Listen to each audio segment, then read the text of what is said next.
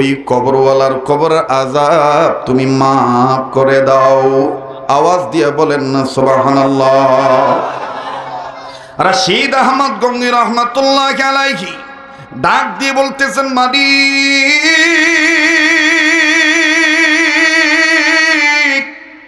ওগো আমার দয়ার আল্লাহ, তুমি দয়া করে কবরওয়ালার কবর আযাব মাফ করে দাও।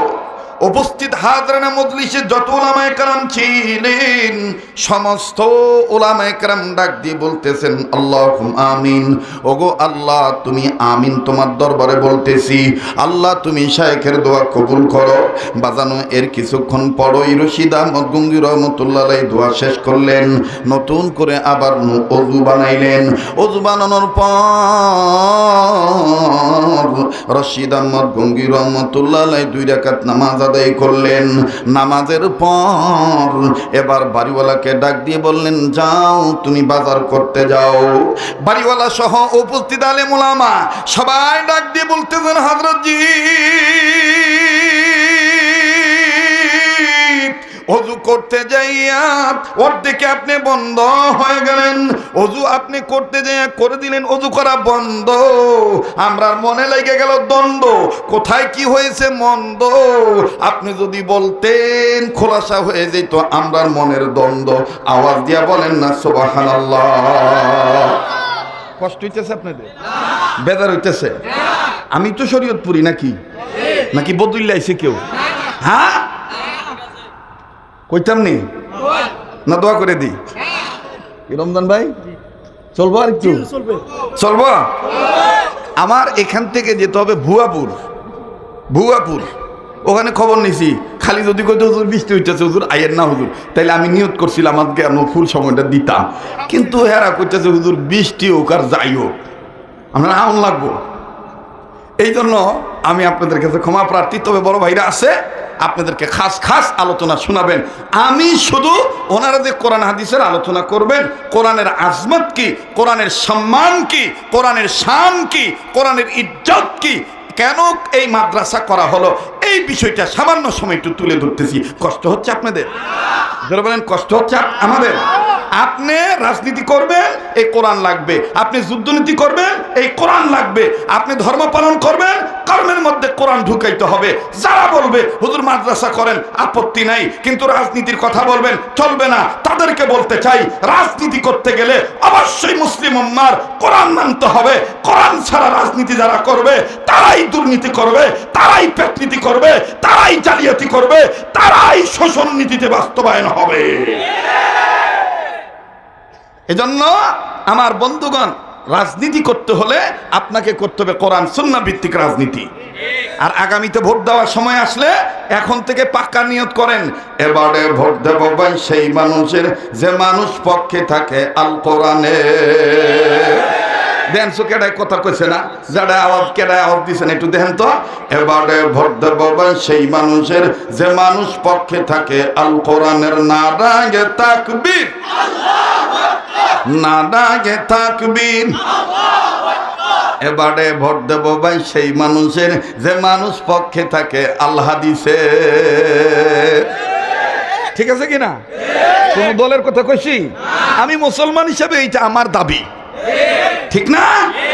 আমার বন্ধুগণ তো রশিদ আহমদ গঙ্গি রহমাতুল্লাহ ডাক দিয়ে কইতেছে, বাবা কি কইতাম তোমরা রে, কি কইতাম, আমাকে যে বদনার মাধ্যমে পানি এনে দিয়েছ, এই পানিটা যখন আমি মুখে নিয়েছি তখন কেমন জানি মুখটা আমার তিক্ত হয়ে গেছে, মুখের মধ্যে পানিটা কেমন জানি তিতা লাগলো।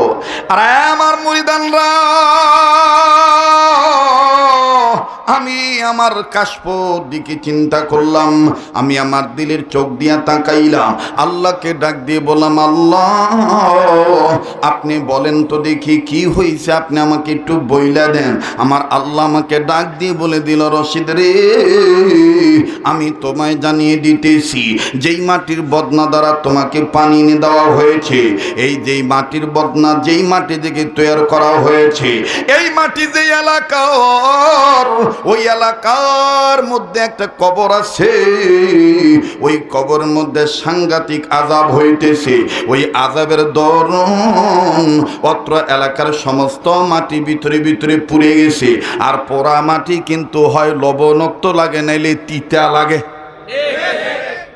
তরকারি বেশি ফুরিয়া গেলে হয় বেশি লবণ ফুটটা ওঠে, নাইলে তিতা বাইসা ওঠে।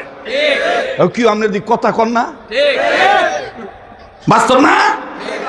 এটা আপনি তরকারি না, ভাতের ক্ষেত্র যদি ভাতও দেখবেন যদি নামাইতে নামাইতে দেরি হয়ে গেছে গা, ফুরিয়া গেছে গা, বালা ভাত এই ফোড়া ভাতের মুহে নিয়ে দেখবেন হ্যাঁ তিতা। কথা কন না? ডাক দিয়ে বলতেছেন রাশিদ রে, এই মাটি ওই আযাব বেশি হওয়ার কারণে অত্র এলাকার মাটি তিক্ত হয়ে গেছে। আর ওই তিতা মাটি দ্বারা বদনা তৈরি হয়েছে, আর ওই তিতাটা এখনো রয়ে গেছে। ওগো আমার আল্লাহর বান্দাগণ, তখন আমি একজন মুসলমান হিসাবে আল্লাহর কাছে ডাক দিয়ে বললাম, আল্লাহ আপনি দয়া করে তার কবর আযাব মাফ করে দেন। কিন্তু আমার কাছে বলা হলো এইভাবে মাফ হবে না, তোমাদের সবার জাতির পিতার নাম যেহেতু ইব্রাহিম খলিলুল্লাহ, তোমরা জাতে জাতে মুসলমান, তোমরা একজন আর একজনের ভাই, তোমরা সবার সাথে সবাই মিলে থাকলে তোমাদের কোনো বিপদ নাই। ঠিক কিনা বলে? ডাক দিয়ে বলতেছেন রশিদ রে, তোমাদের এই মুসলিম ভাইয়ের জন্য সবাই যৌথ মিলে লা ইলাহা ইল্লাল্লাহর জিকির করো, আমি আল্লাহ তাআলা তাকে মাফ করে দেব। এবার যখন সবাই মিলে লা ইলাহা ইল্লাল্লাহর জিকির করলো, আমি আল্লাহ তার কবর আযাব মাফ করে দিলাম। তোমরা যখন লা ইলাহা ইল্লাল্লাহর জিকির করলা, আমি রব সাথে সাথে আমি রশিদ আমার আল্লাহর কাছ থেকে জানতে পারলাম, দোয়া করার পরে জিকির করার পরে আল্লাহ তাআলা ওই কবরওয়ালার কবর আযাব মাফ করে দিয়েছি।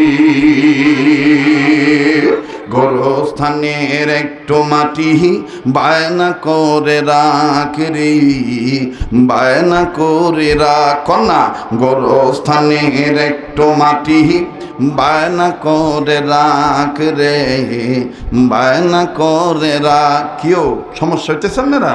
তো জবানটা খোলেন না, মাটি বায়না করার দরকার আছে না? গোরস্থানের একটু মাটি বায়না করে রাখ রে, বায়না করে রাখ।